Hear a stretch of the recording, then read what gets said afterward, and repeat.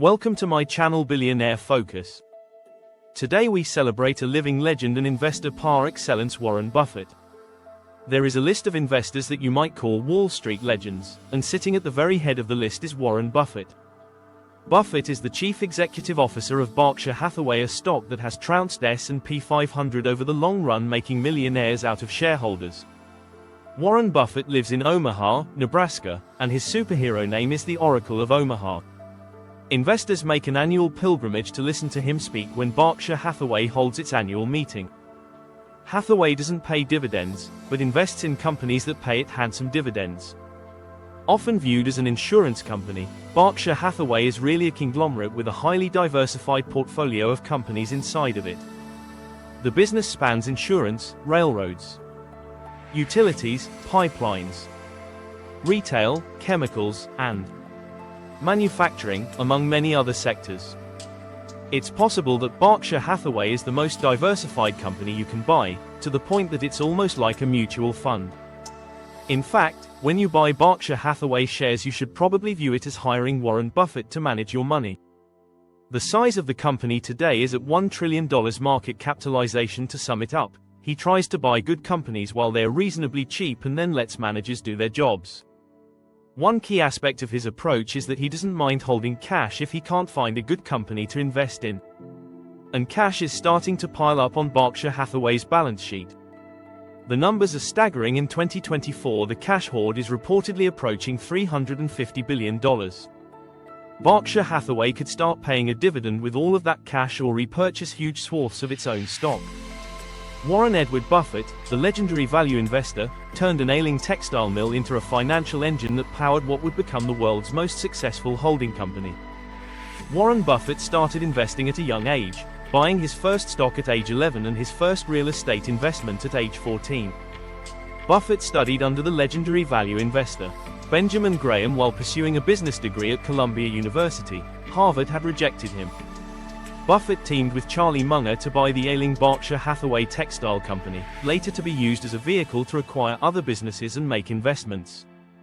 Buffett is a true value investor, buying underpriced but solid companies and holding them for the long term. Buffett has always been a philanthropist and has pledged the vast amount of his personal fortune of more than $140 billion to the Bill and Melinda Gates Foundation upon his death. Buffett was born to Howard and Layla Buffett on August 30, 1930, in Omaha, Nebraska. He was the second of 3 children, and the only boy. His father was a stockbroker and 4-term U.S. congressman. Making money was an early interest for Warren, who sold soft drinks and had a paper route. When he was 14 years old, he invested the earnings from these endeavors in 40 acres of land, which he then rented for a profit. He applied to the University of Pennsylvania and was accepted at age 16. Buffett left that university after 2 years, transferring to the University of Nebraska. Upon graduation, his father once again convinced him of the value of education, encouraging him to pursue a master's degree. Harvard rejected Buffett, but Columbia University accepted him. Buffett studied under Benjamin Graham, the father of value investing, and his time at Columbia set the stage for a storied career. Unlike his mentor Benjamin Graham, Buffett wanted to look beyond the numbers and focus on a company's management team and its product's competitive advantage in the marketplace when considering an investment. Once in New York, Buffett had the chance to build on the investing theories he had learned from Graham at Columbia. Value investing, according to Graham, involved seeking stocks that were selling at an extraordinary discount to the value of the underlying assets, which he called the intrinsic value.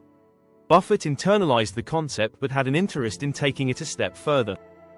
In 1956, he returned to Omaha, launched Buffett Associates, and later purchased a house. By 1962, he was 30 years old and already a millionaire when he joined forces with Charlie Munger, whom he first met in 1959. Along the way, the pair purchased Berkshire Hathaway, a dying textile mill. Its stock value was really low compared to its book value and net working capital. Cash flows from the textile business were used to fund other investments. Eventually, the original business was eclipsed by the other holdings. In 1985, Buffett shut down the textile business but continued to use the name, eventually growing Berkshire Hathaway into a $1 trillion holding company. Buffett used the textile company's profits to buy other companies, including the life insurance firm National Indemnity. The useful thing about life insurance companies, Buffett found, is the float, the capital available after premiums have been paid but before claims are paid out. Buffett could use this float to invest further, buying securities and other businesses that could generate more money to be invested in more firms and more shares. Buffett's fortune was built by highly researched and timely purchases of undervalued stocks and companies, which he would then hold for the long term. For most of the companies he bought, he let existing management remain in place, as they had obviously done a good enough job to make their company attractive to Buffett in the first place. He bought See's Candies in 1972, a purchase that generated more cash flow for investing. He also invested in American Express Bank of America, Coca-Cola, and Apple Fruit of the Loom, Dairy Queen, Pampered Chef, Heinz, Costco and Geico among many others, focusing on solid brands and businesses Buffett bought for the long haul, preferring to buy and hold his investments for decades, which tended to terrifically appreciate in value over time. He chooses firms with innovative, shareholder-focused management and high profit margins, seeking solid fundamentals when they're available at a discount. Buffett closed the last Berkshire Hathaway textile mill in 1985, growing the company steadily as a conglomerate instead. By 1986, Warren had become a billionaire at age 56. As of September 2024, Berkshire Hathaway owns more than 65 companies outright with a market cap of more than $1 trillion. Buffett habitually avoids tech stocks, rarely investing here. Buffett stunned the world in June 2006 when he announced the donation of the vast majority of his wealth to the Bill and Melinda Gates Foundation, which focuses on world health concerns, U.S. libraries, and global schools, among other issues. It is one of the world's largest transparent charities. In June 2022, the foundation's CEO, Mark Sussman, sent an email to the Bill and Melinda Gates Foundation. The email was that Buffett's contributions since 2006 have totaled more than $36 billion. The Wall Street Journal reported that his 2024 donation of 9,930,357 shares of Berkshire Hathaway stock amounted to $4 billion. Buffett expects stock price appreciation to increase that amount over time.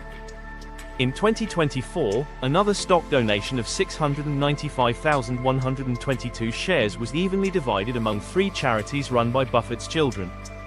An additional 993,035 shares went to a foundation run in honor of his first wife Susan, despite a net worth measured in billions. Warren Buffett is legendarily frugal. He still lives in the 5-bedroom house he bought in 1958 for $31,500, drinks Coca-Cola, and dines at local restaurants, where a burger or a steak is his preferred table fare. For years he eschewed the idea of purchasing a corporate jet. When he finally acquired one, he named it the Indefensible, publicly recognizing his criticism about money spent on jets. Buffett married Susan Thompson in 1952. They separated in 1977 but remained married until her death in 2004. They had 3 children, Susie, Howard, and Peter. Susan introduced her husband to Astrid Menks, a waitress. Buffett and Menks began living together in 1978. They were married in August 2006. His belief in long-term investing, living simply, and positive business ethics have earned him a glowing reputation, one that will continue to influence people for decades to come.